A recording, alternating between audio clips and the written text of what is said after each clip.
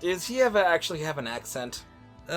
Something. I remember him having something of an accent. Anyway, so Yusei versus Greiger is another great fucking duel. Because Greiger's deck is fucking dumb. The end of that duel, though. Oh yeah, how Rex caught the fucking the tire spike. Yeah, that caught me a little off guard. I imagine it did. Oh well. It also had Lazar crying in the corner. Yeah, that was beautiful. Anyway, so Greiger actually does have a semi-tragic. God bless him. He has a semi-tragic backstory. He's kind of in a similar boat to Yusei, where he's kind of sort of being. He's more being brown-nosed and blackmailed by Lazar. Brown-nosed? Yeah, kinda. Bribed. Sorta, kinda. It's basically like his entire village. He has bolts in his hair. He does. That took me a while to notice too, by the way. He's got his entire village was destroyed, or I think he originally thought they were missing. Yeah, man. Why are you wearing a chest plate but no shoulder pads and no elbow pads? Where are your knee pads? He's on a bike, you know, it could crash. Actually, if you look a little lower, he also doesn't have anything to protect his abdomen. Oh yeah. Even Yusei has knee pads. Anyway, something in here has been catching my eye. What was that? This. I'm curious what you guys built. That's exactly what you think it is. Infinity? Yeah. Okay. Yeah, that's fine. You act like we'd never had any half of this stuff before. Well, it wasn't called Cyberse before. Yes, it was. You can look. It has always been called that, and it has been called that for a specific reason. To fuck with anyone that's actually paying attention. Okay. Ooh, that is a bad hand. It's gonna take a minute to get off the ground, but this is still doable. Well, if you draw a cyber. Nope. Quake and Mirror Force still get back up regardless. I'm gonna hang on to Cyber Dragon to drive for a little bit. I could drop it now, but No, I need it for later. Its ability only works when it's summoned. Oh, well, hello.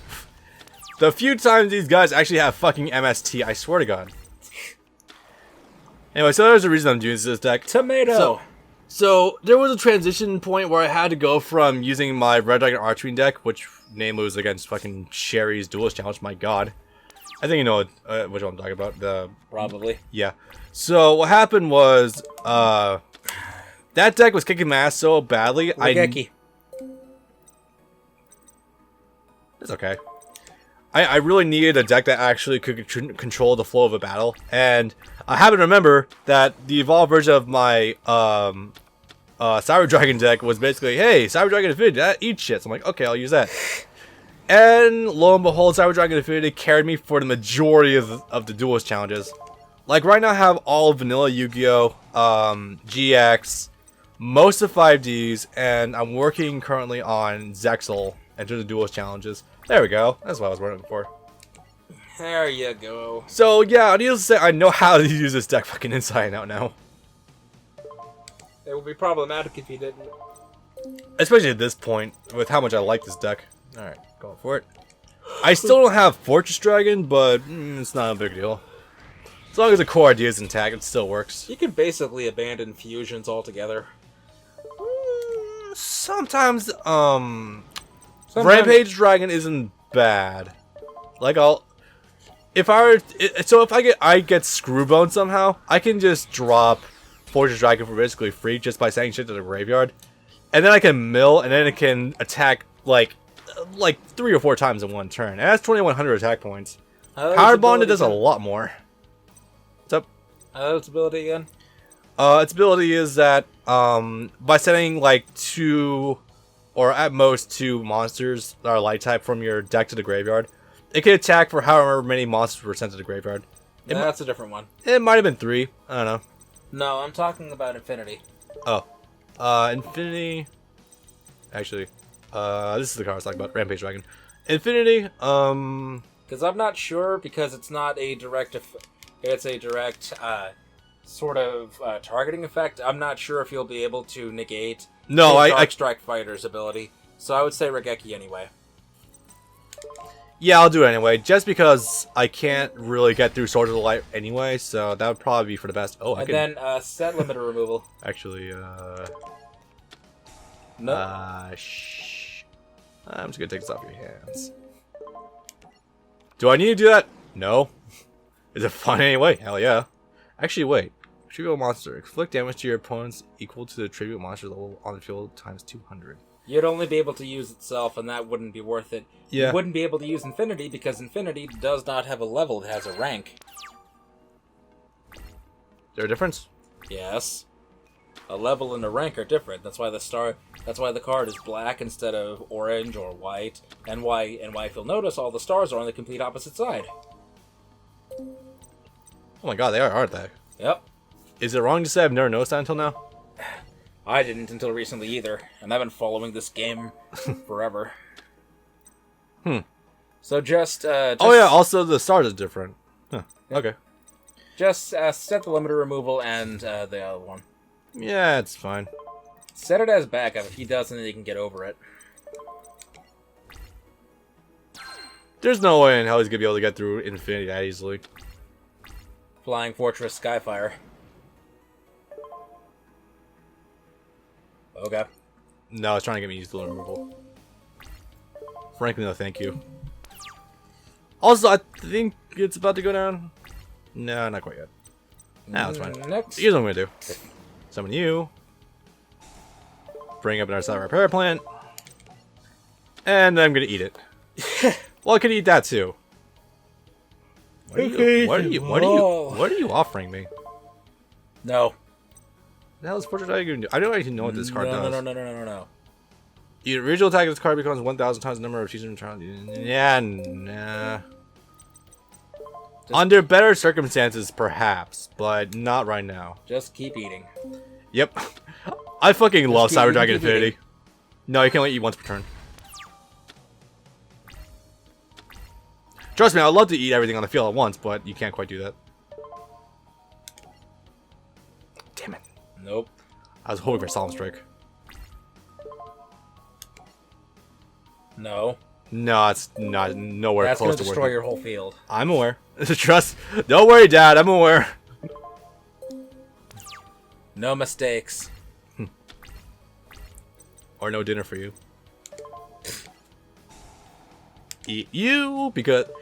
By the way, is there a limit to how many cards Infinity can eat? No. Okay. I would kind of wonder subtly how big I can make this fucking graphic for it. Oh wait, fuck! I could have ended the duel this turn. You can still do that. Darkstrike. Oh yeah, it's now raises to 5,200. Yep. Yeah, you're right. Thanks for the heads up on that. And now we're done. And even if you didn't, you could use Dark Strike Fighter's ability to tribute itself and deal him extra damage. Yeah. Also, yeah, this duel is fucking great. By the way, the music they have for the actual duel runner duels are fucking fun. There are multiple tracks. Yeah, there's a couple of different... The one with the trumpets is really good. The one that's really tense. I like it a lot. There are multiple tracks besides the track we're driving on.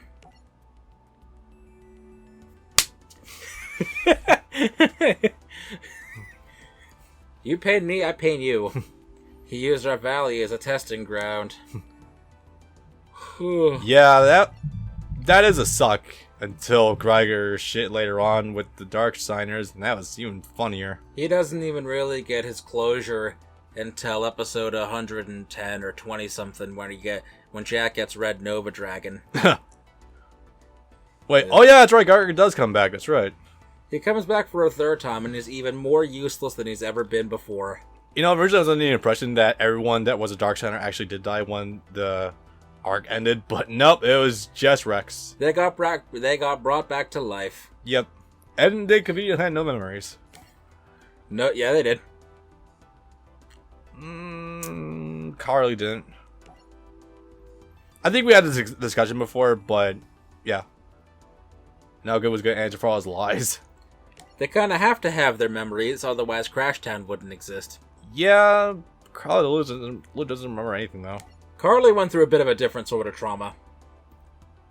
I'm going to chalk it up to Callan having been a Dark Signer for a lot longer. That's a possibility. Anyway, so Greiger tries to kill him. And he gets parried because Rex A has a metallic hand and B lives for fucking days. As we will see later. Yes. Oh, god damn it. You get the full frontal assault. I see what you're doing.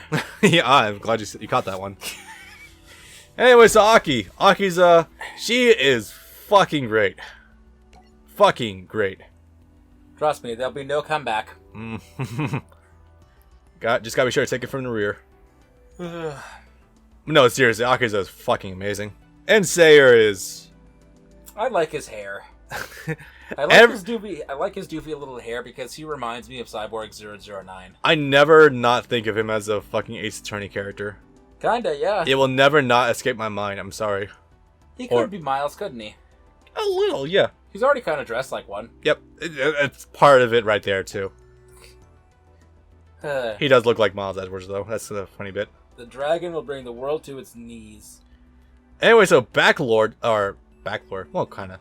Lore time. Shit with the Crimson Dragon that we kind of talked about. I just wish his vest was a lighter green. He looks like a garbage man. No, he looks like a garbage bag. Well, you know what? With the shading on him right now, he does look like a garbage bag. And now you can never unsee that. I'm not sorry. Anyway, Crimson Dragon shit. You say that, but Aki is literally just a cherry tree. Yeah, I can see that. It's also the crazy to think just how long her bangs are in comparison to the rest of her hair. Grapefruit. Melon.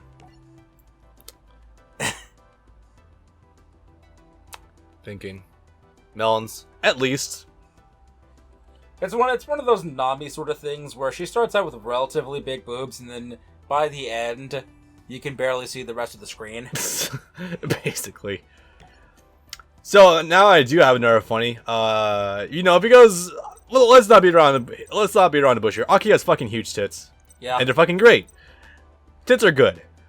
For everyone. But 4Kids does, of course, try to censor the cleavage a lot.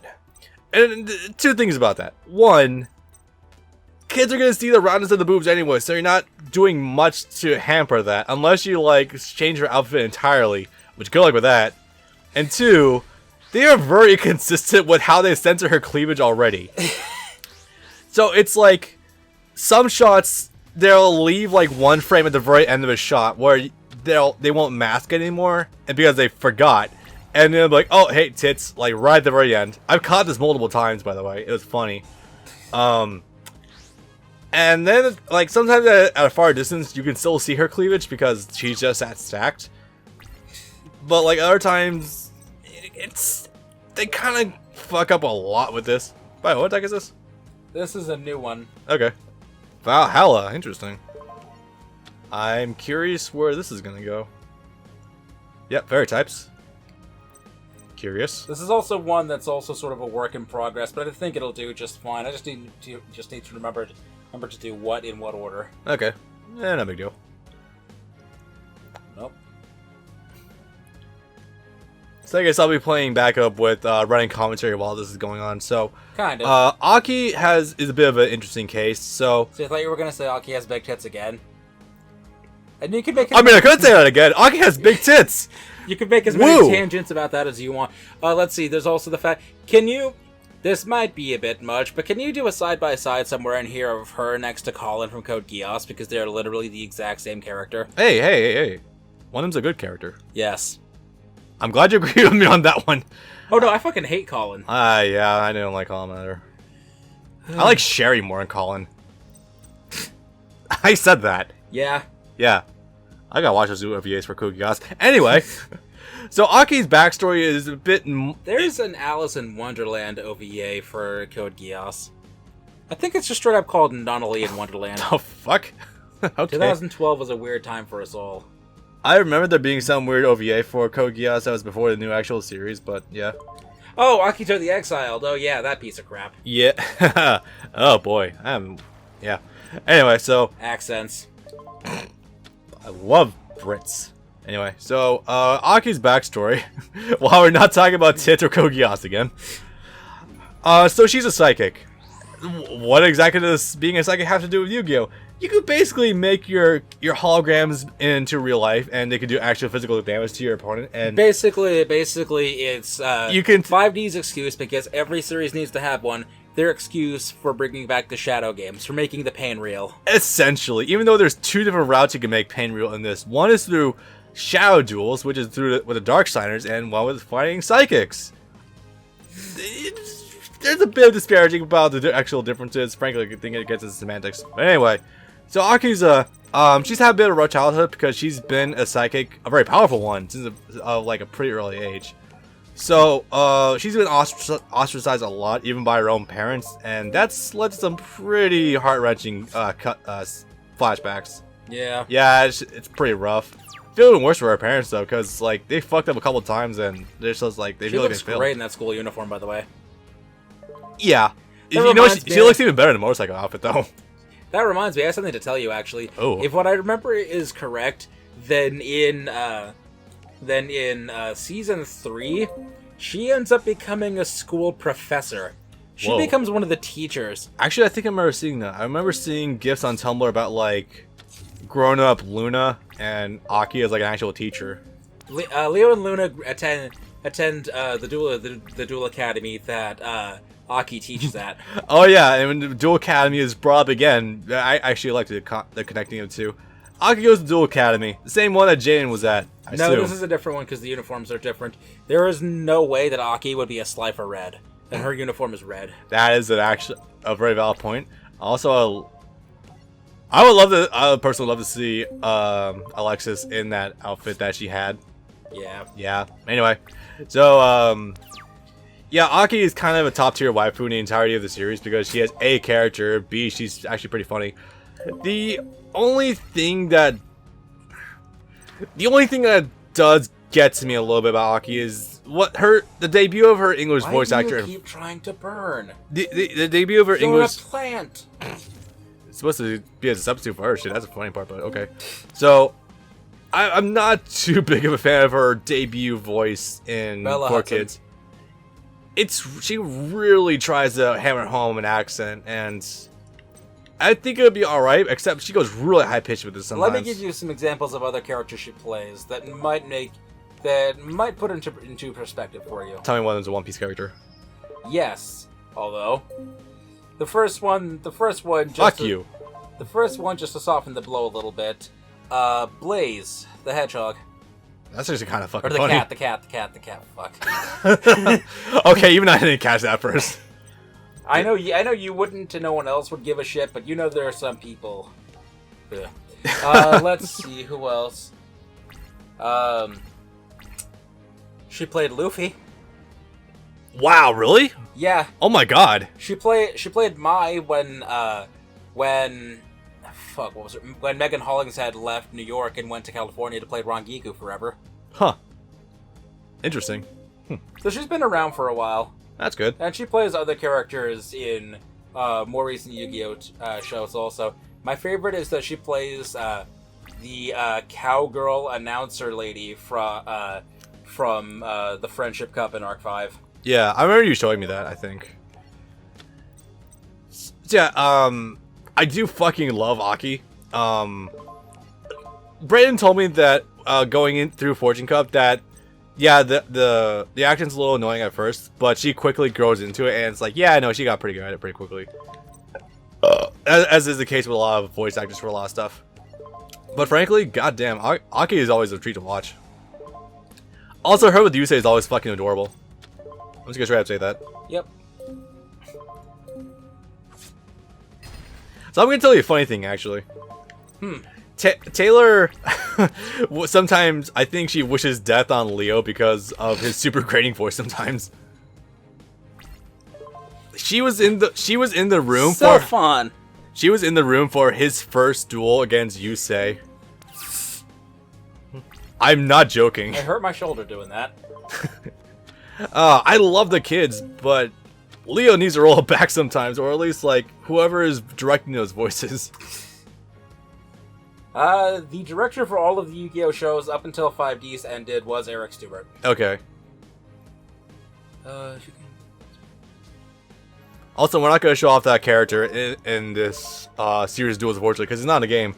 But Eric Stewart plays this really weird knight during the Fortune Cup arc. Yeah. And he's the one who first... He gets a duel runner Wheelie Breakers? Yeah. Yeah. We saw that. It was weird. But, yeah, so that's actually the first duel Aki opens up with in, like, the entire series. I don't believe she dueled anyone. No, there's no, like... She dueled someone in the streets once when she was playing the Witch of the Black Rose. Yeah, and Yusei, like, just nearly caught the end of that, and she ran off. That's kind of funny. Also, Black Ship of Corn. Hey, Conrad. Hello.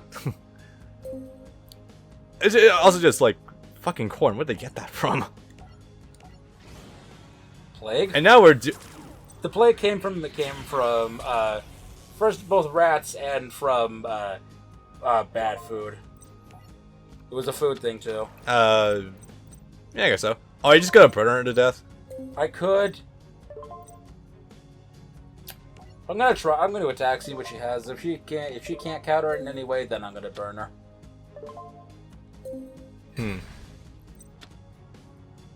Now give her one more turn. Okay. I'm kind of talking my head off about Aki's backstory while I've been going through this. I kind of miss some stuff. So to be fair, I could talk about Aki's backside all day. Yeah, I mean, I wouldn't object to it. I do my best. Yep. I sometimes feel uncomfortable about talking about anime titties with Tail in the room just because, like, I know I'd feel uncomfortable if she talked about other dudes' pecs in front of me, so I try to be respectful about that. Let's see, she's not here and I know she's not going to be watching this. I can just go on about Aki's cleavage all day, but let's... To be fair, the both of you have bigger tits than any anime characters you could ever be talking about. Brandon, I think I actually have bigger tits than the girl I previously dated, Ariel. I don't know if you ever met Ariel. I don't think you did. I don't think so. Nah, ginger girl. Pretty cool, though.